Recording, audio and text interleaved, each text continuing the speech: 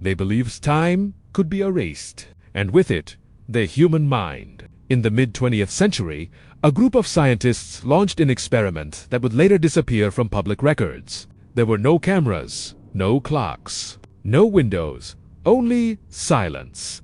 Volunteers were placed into isolated chambers deep underground. The rooms were cold, featureless, and completely cut off from the outside world. No sunlight, no human voices, no sense of day or night.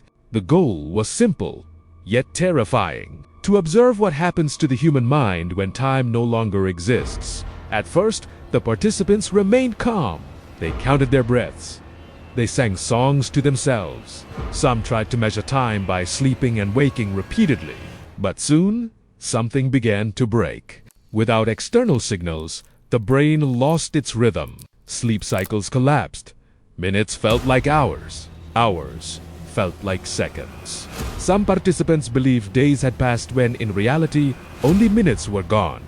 Hallucinations followed. Shadows moved along the walls. Voices whispered names that no one spoke. Some volunteers claimed they saw doors that were never there. The most disturbing part came later. Several participants refused to leave their chambers when the experiment ended. They believed the outside world was an illusion. One subject reportedly screamed that time itself was chasing them. Scientists recorded rapid psychological deterioration. Anxiety turned into paranoia.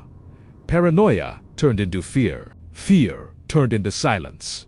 The experiment was officially halted, not because it failed, but because it worked too well. Reports were sealed. Funding was quietly redirected.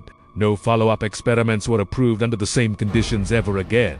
Years later, fragments of the data resurfaced in classified psychology archives. The conclusion was clear. The human mind does not just experience time. It depends on it.